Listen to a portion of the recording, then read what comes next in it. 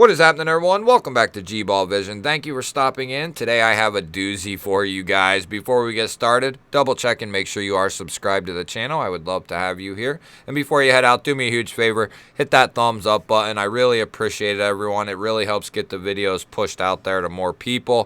Feel free to let me know what you're carrying in your pockets today down in the comments. I love hearing from you guys. So we're taking a look at a knife that I've never handled before, and I haven't seen this that often on, via pictures or video. And when I have seen it, it's something I have severely overlooked. I am basically admitting, that I'm wrong in the sense that I've overlooked this knife. The Spyderco Paysan here. This is a Peter Rossetti design. This is ridiculous, guys. Utterly ridiculous how awesome, how well done this knife is. It is Spyderco. This is not going to be a USA model. This will be a Taichung Taiwan model.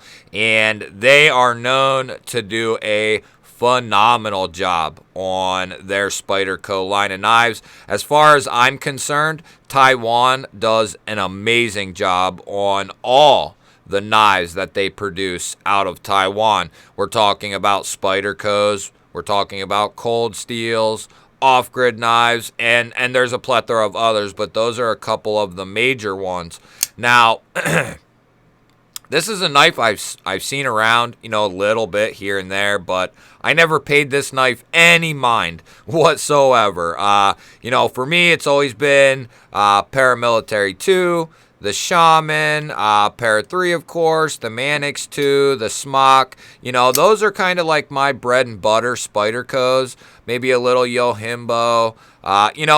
Those line of Spydercos, but there is literally a whole different side to Spyderco, and this is it right here. This is coming with a beautifully finished S90V sheep's foot style of blade. I don't even know what kind of finish they're calling this. It's kind of got like a tumbled, mirrored finish. It is ridiculously good looking. I love the blade shape. I love the aesthetic of this knife.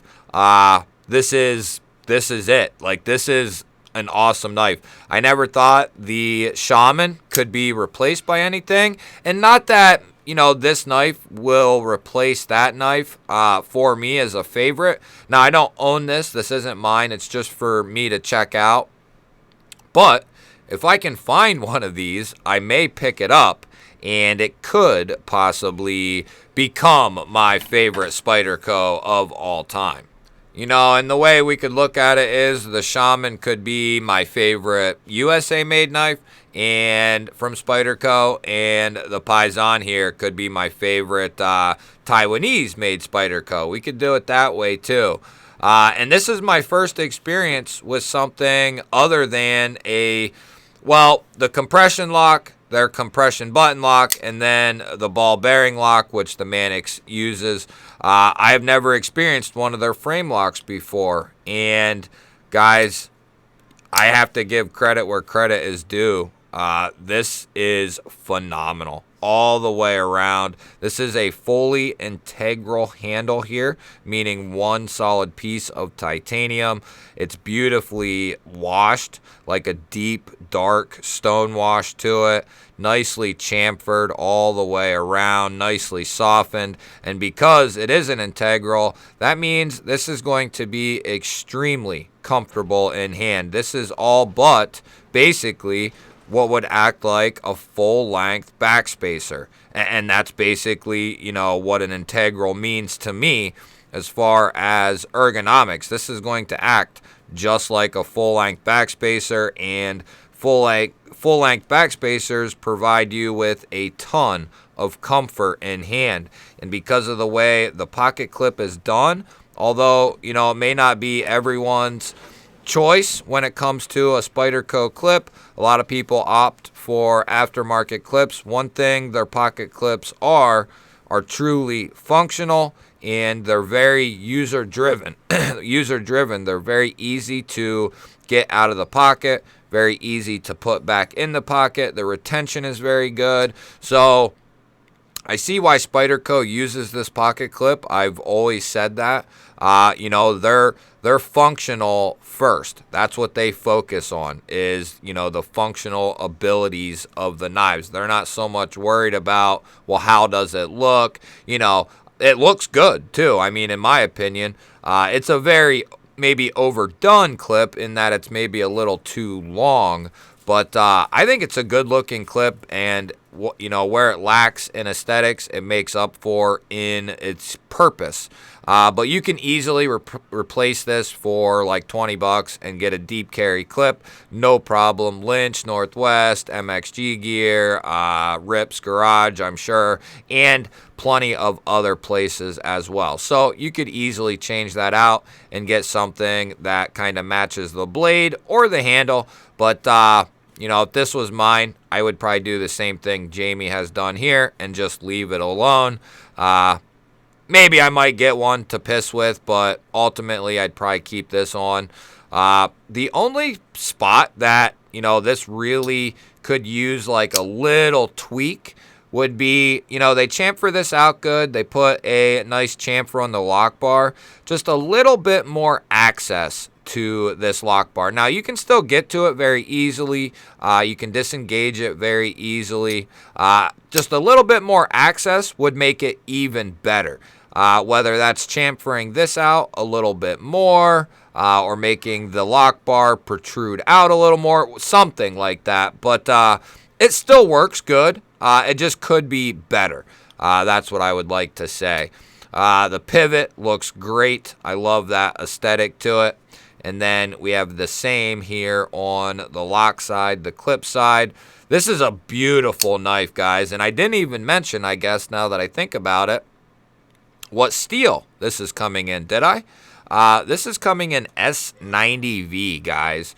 And S90V is one of my favorite steels of all time. It's definitely in the top 3 or so.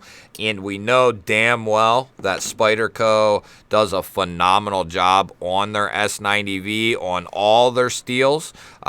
You know, S90V is an edge retention king. It's very corrosion resistant. And, you know, it's not the toughest steel in the world, but it's still a steel. It's still pretty tough. It's just not, you know, that's not one of its fortes, but it can still get the job done. Trust me on that. Now, you will have a decent amount poking out of the pocket, but like I said earlier, that's completely, you know, functionality based, utility based. The blade is perfectly centered. We have a nice, thick blade stock on this guy. As far as the action, the detent on this thing is tuned very, very nicely, guys. You can thumb flick this out very easily, which is, you know, not always the case with an exposed frame lock, but just the way this is designed, you can easily get that thumb flick in. The reverse flick is absolute money. I believe this is probably on washers, and I don't know how much use Jamie has on this. I'm guessing he's got a lot of fiddle time with it, at least. But this is broken in beautifully. I'm going to guess out of the box, you know, it needs quite a break-in period. That's how a lot of Spydercos are. But this has broken in very, very nicely. It'll drop, you know, past half or right at half, and then just one light little shake, and this guy goes home nice and smooth. It's ridiculously smooth on those washers. I have to think that's washers. I don't see them using bearings, but I don't know that for sure. I'm going to guess washers. It feels like washers.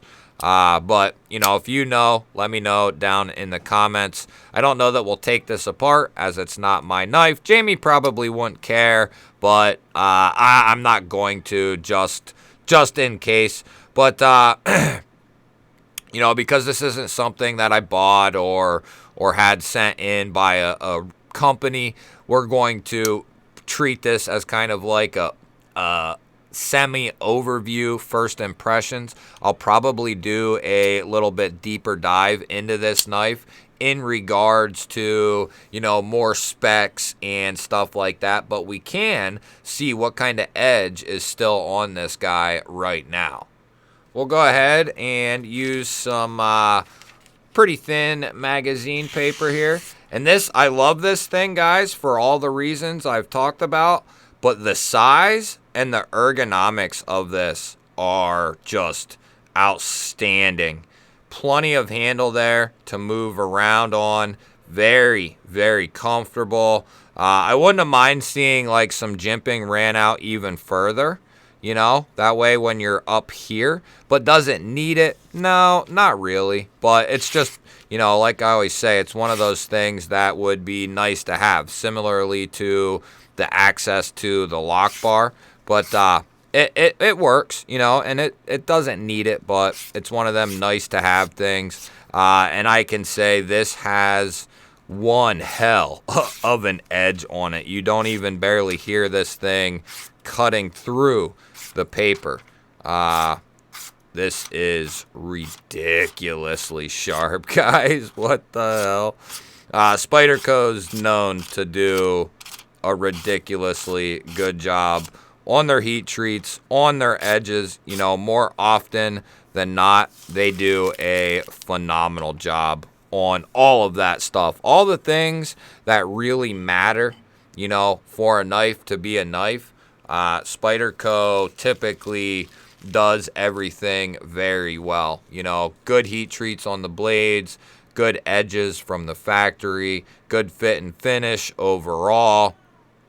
Typically, their knives are very comfortable.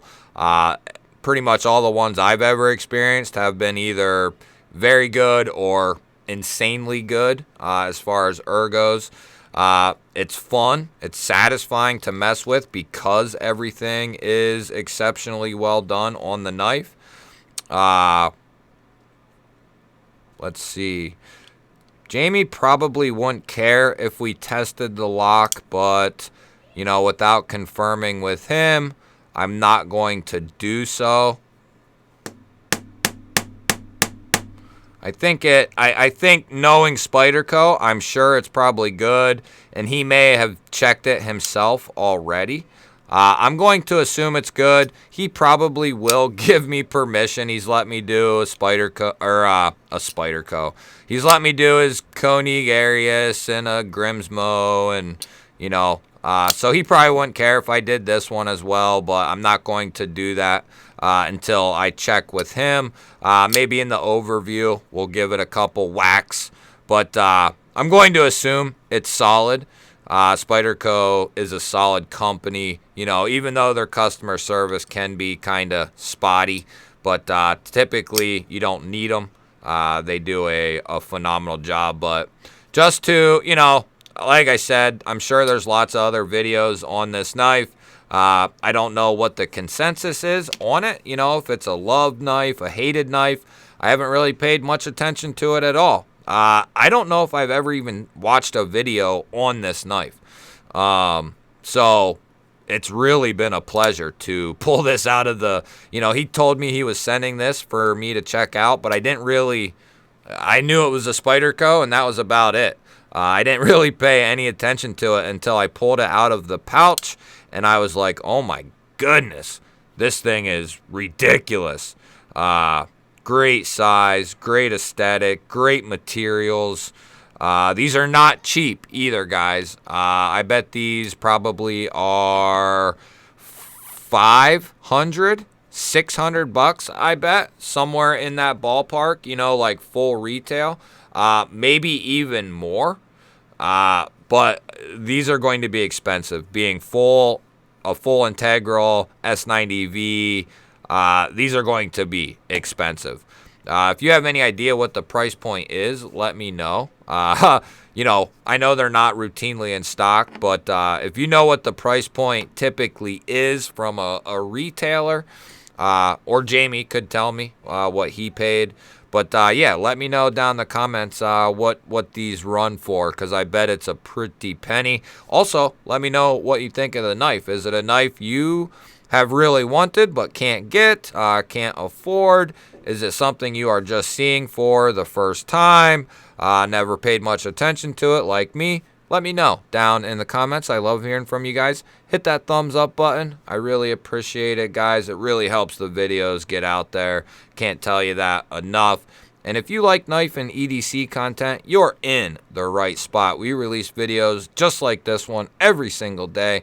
Hit that subscribe button, ring the little bell. We would love to have you here. Otherwise, guys, I will throw up a couple of new videos. Go check one of those out. Have yourself an awesome day. Thank you for watching. I will catch you on the next one.